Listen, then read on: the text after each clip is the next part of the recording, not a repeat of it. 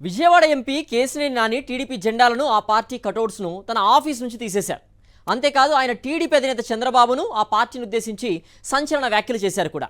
గత కొంతకాలంగా TDP Guntur MP Galla Jayadev ఆ పార్టీ వ్యవహారాలకు దూరంగా ఉన్నారు. ఇలాంటి అనేక టీడీపీకి చెందిన ప్రధానమైన వార్తల్ని ఉద్దేశపూర్వకంగానే విస్మరిస్తున్నాయి ఈనాడు, ఆంధ్రజ్యోతి. కానీ వైఎస్ఆర్సీపీకి క్రికెటర్ అంబటి రాయుడు రాజీనామా చేయగానే మాత్రం అదే అసలు వార్త అన్నట్లుగా ఊరు ఓడ గగ్గోలు పెడుతున్నాయి.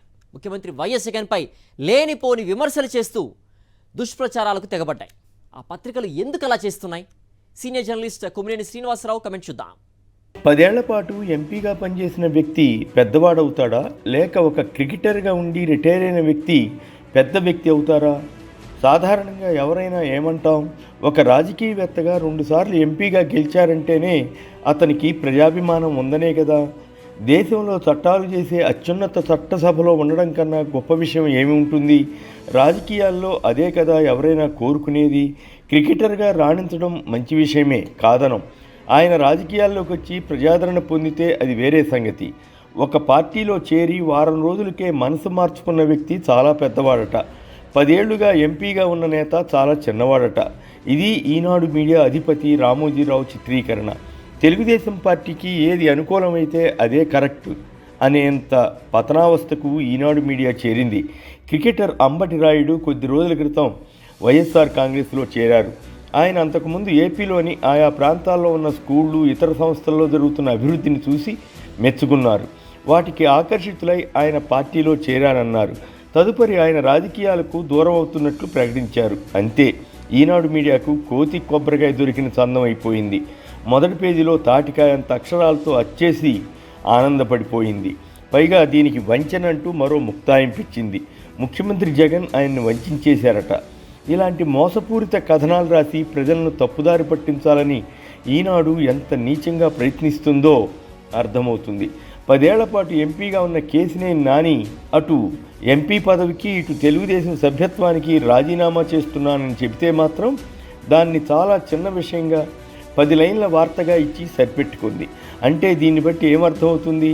ఈనాడు మీడియా ఆంధ్రజ్యోతితో పోటీపడి తెలుగుదేశం పార్టీకి నిస్సిగ్గుగా మద్దతు ఇస్తోందనే కదా. కేశినేని నాని 2014లో మొదటిసారి విజయవాడ నుంచి ఎంపీగా గెలిచారు. ఆ తర్వాత వైఎస్ఆర్ కాంగ్రెస్ వేవ్ను కూడా తట్టుకొని నిలబడి స్వల్ప ఆధిక్యంతో అయినా గెలవగలిగారు. అలాంటి వ్యక్తి తన కుటుంబంలో టీడీపీ అధినేత చంద్రబాబు నాయుడు చిచ్చు పెట్టారని అంటున్నారు.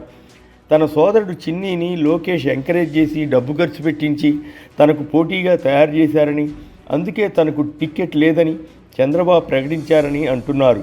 ఇవేవీ ఎల్లో మీడియాకు విశేషాలు కావు. టీడీపీలో చంద్రబాబు పెత్తనం కన్నా లోకేష్దే ఎక్కువ ఆధిపత్యమని ఈ ఘటన తెలియజేస్తోందని కొందరు వ్యాఖ్యానిస్తున్నారు.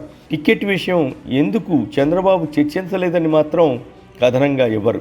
అదేదో పరాయి వ్యక్తికి చెప్పినట్లుగా 4 మనుషులను పంపించి టికెట్ ఇవ్వడం లేదని నానికి చెప్పిస్తారా? తిరువూరు సభ ఏర్పాట్లలో జోక్యం చేసుకోవద్దని స్థానిక ఎంపీతోటే అంటారా? తెల్లవారి లేస్తే ప్రజాస్వామ్యం అని ఒకటే సోది చెబుతారు కదా. చంద్రబాబు ఎవరికైనా టికెట్లు ఇవ్వకపోతే అదేదో పార్టీ ప్రయోజనాల కోసం, వేరే పార్టీ వారు అదే పని చేస్తే అన్యాయం, వంచన చేసినట్లట. దీన్ని ఈనాడు, ఆంధ్రజ్యోతి మీడియా భుజాన వేసుకుని తప్పుడు ప్రచారం చేస్తుంటాయి. కేశినేని నాని తెలుగుదేశంకు రాజీనామా చేస్తే అది పెద్ద వార్త కాదని ఈ దిక్కుమాలిన మీడియా అభిప్రాయం. అంబటి రాయుడుకు గుంటూరు టికెట్ ఇస్తామని జగన్ చెప్పారని, ఇప్పుడు నరసరావుపేట ఎంపీ కృష్ణదేవరాయలను గుంటూరు నుంచి పోటీ చేయమంటున్నారని, ఇది మోసం అని ఈనాడు చెత్తరాతలు రాసింది. పార్టీ అవసరాల కోసం ఒకవేళ టికెట్ మార్చుకుంటే అది వంచనవుతుందా? అదే పార్టీ ఎంపీగా పోటీ చేసి 2 సార్లు గెలిచిన కేశినేని నాని ఇంటిలో స్వయంగా చంద్రబాబో లేక లోకేషో చిచ్చు పెడితే అది మోసం కాదా? నాని ఇప్పుడు తన కార్యాలయం నుంచి టీడీపీ జెండాలు పీకేశారట. అయినా ఎల్లో మీడియా దాన్ని వార్తగా ఇవ్వదు, నోరు మూసుకుంటుంది. ఈ మధ్యకాలంలో గుంటూరు ఎంపీ గల్లా జయదేవ్ పార్టీ కార్యకలాపాలకు అంటీ ముట్టనట్లు ఉంటున్నారని చెబుతున్నారు. అయినా ఇవేవి ఈనాడు రామోజీరావు కళ్లకు వార్తలు కావు. ఎంతైనా వృద్ధాప్యంలో ఉన్నారు కదా. రామోజీరావు కళ్లకు కాస్త మసగ వచ్చి ఉండొచ్చు.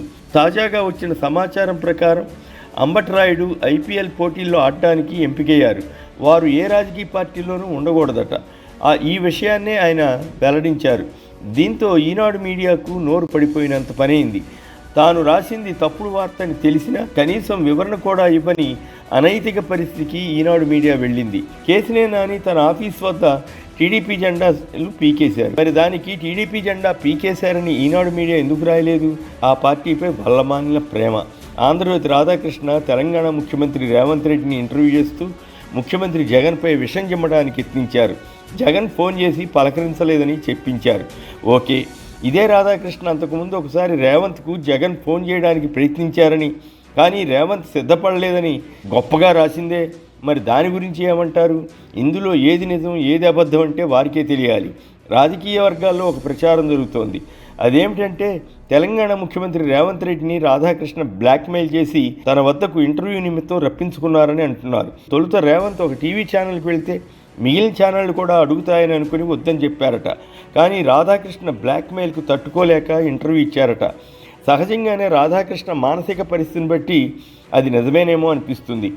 అదే ఏపీ ముఖ్యమంత్రి జగన్ను ఎవరు బ్లాక్మెయిల్ చేయలేరు కదా.